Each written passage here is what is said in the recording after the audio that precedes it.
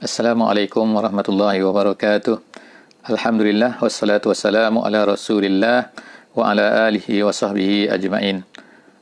Ahlan wa sahlan, selamat datang ke sesi sinopsis setiap daripada juzuk Al-Quran.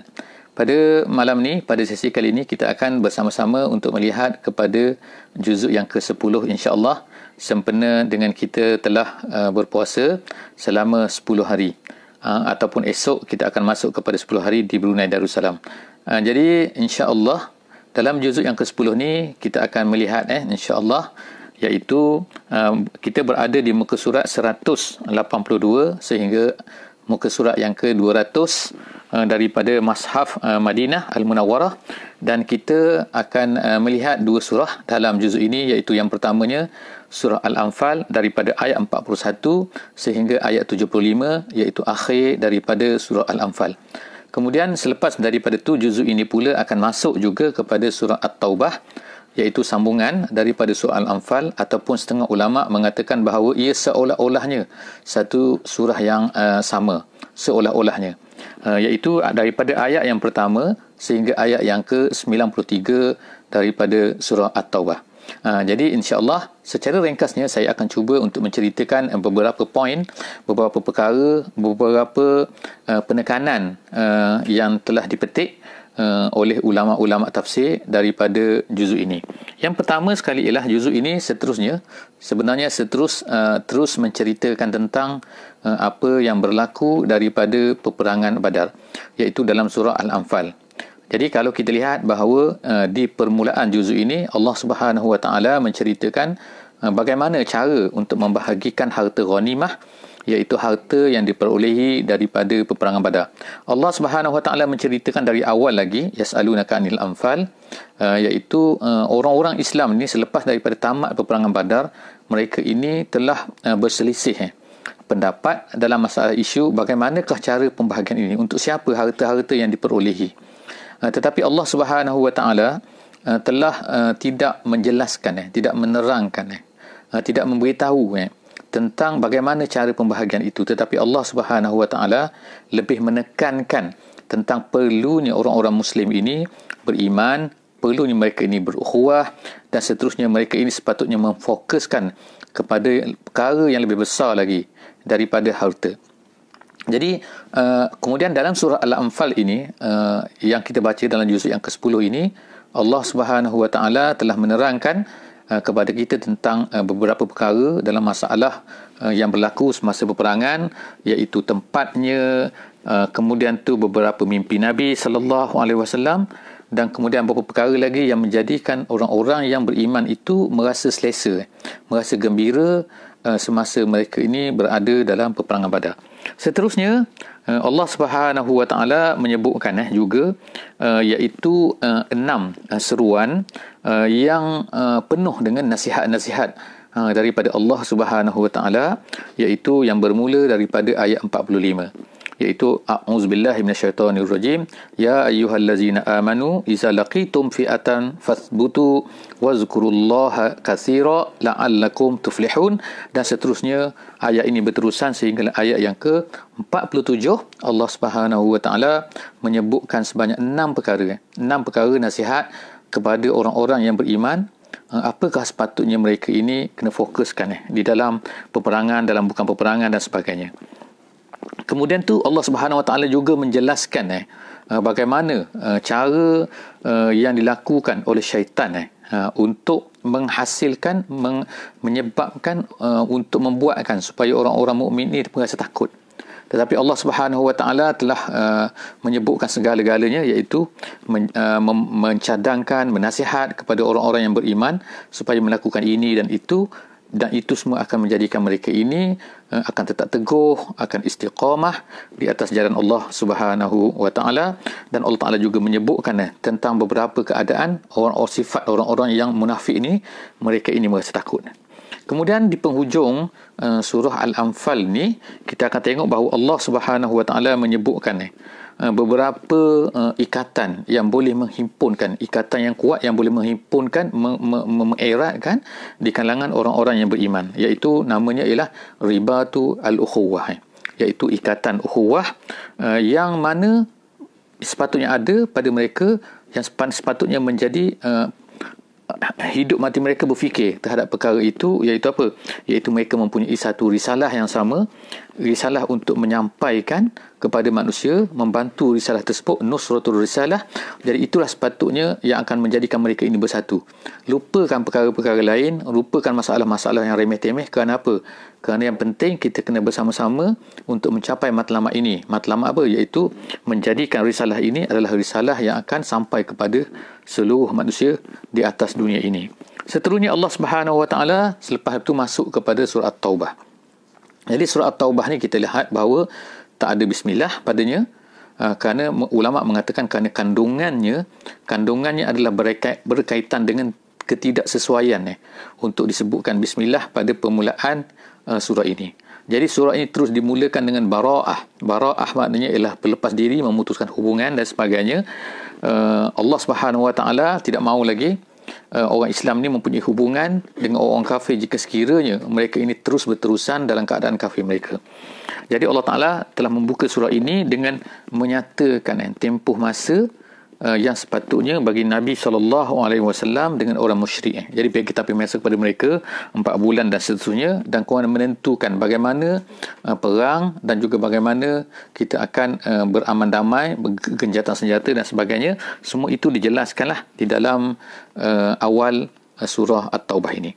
Seterusnya Allah Subhanahu Wa Taala di dalam Taubah juga ini menyebutkan tentang keperluan untuk orang Islam ini untuk melaksanakan, menunaikan janji.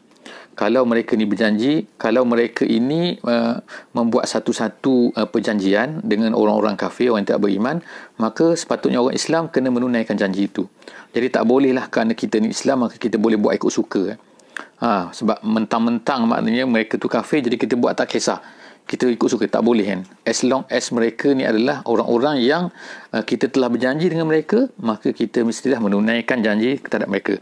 Kemudian itu Allah Subhanahu Wa Taala juga menyebutkan tentang keperluan kepada kita untuk menyampaikan Islam kepada seluruh manusia, dan keperluan untuk memastikan bahawa orang semua atas dunia ni adalah, mereka ini adalah boleh mendengar Islam. Dan jika sekiranya mereka ini tidak mahu, tidak membenarkan kepada kita semua untuk menyampaikan Islam, maka pada ketika itulah Allah Subhanahu Wa Taala membenarkan kepada kita untuk berperang dan sebagainya, kerana untuk mendefend Islam tu. Dan jika sekiranya mereka ini ingin membenarkan, memberi kebenaran, maka mereka mestilah menunjukkan tanda untuk memberi kebenaran itu dengan membayar jizyah. Jadi disebutkan oleh Allah Subhanahu Wa Taala di dalam surah At-Taubah ini tentang al-jizyah. Seterusnya ialah Allah Subhanahu Wa Taala juga ialah menyebutkan tentang masalah imaratul masjid. Imaratul masjid maknanya ialah memakmurkan masjid. Jadi Allah Ta'ala sebutkan sini bahawa hanya orang-orang yang beriman saja yang akan memakmurkan masjid-masjid Allah Subhanahu Wa Taala. Dan orang-orang munafik ini, walaupun mereka ini nampak macam hebat dan sebagainya, tetapi mereka sebenarnya adalah tidak sesuai lah.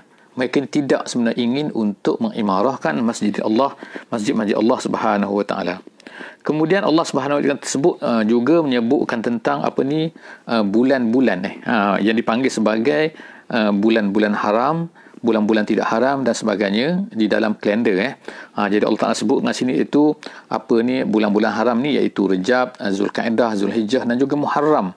Jadi bulan itu sejak daripada zaman dahulu lagi telah diterima oleh orang-orang Arab sebagai bulan-bulan haram, dan Allah Ta'ala mengakui perkara ini dan mempunyai keistimewaan sendirilah kan.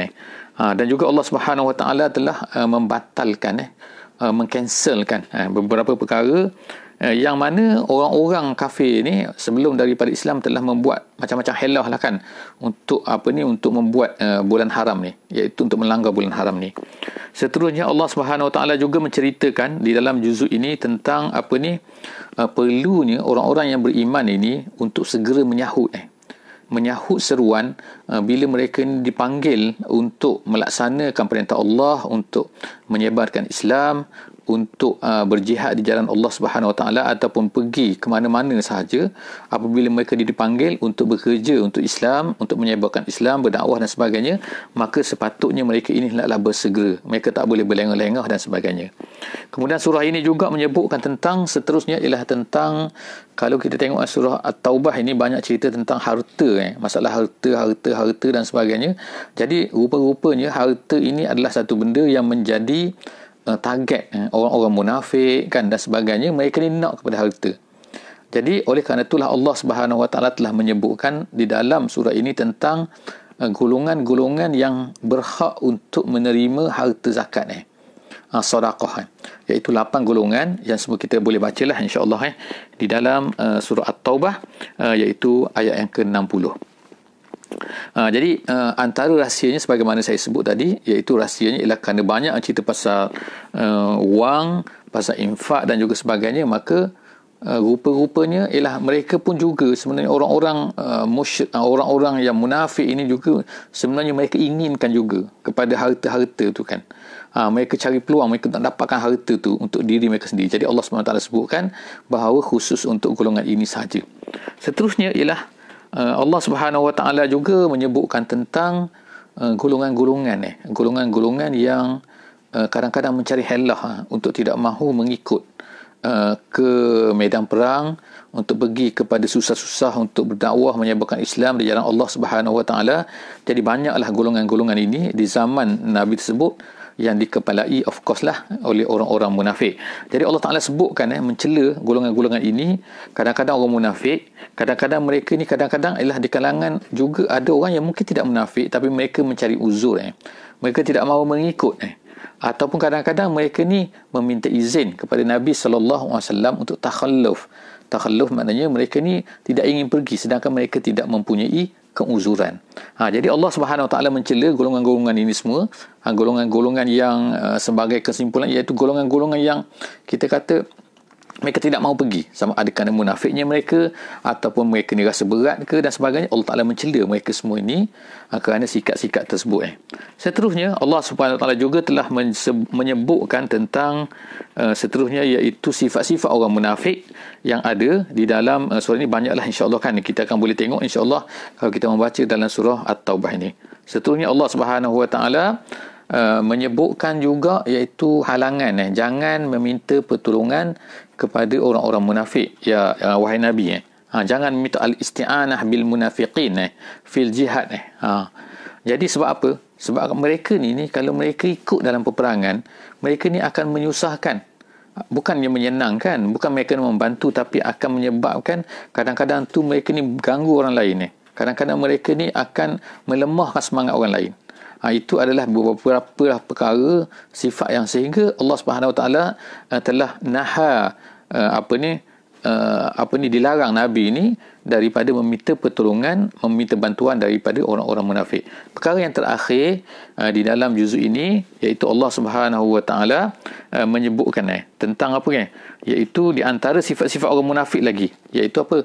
Mereka ni mempermain-mainkan, mereka ni mencerca ataupun memberi isyarat-isyarat yang menunjukkan bahawa mereka ni meremeh-remehkan apa yang dilakukan oleh orang-orang yang beriman, iaitu orang beriman ni mereka ni telah memberikan harta mereka, memberikan tenaga mereka di jalan Allah Subhanahu Wa Taala.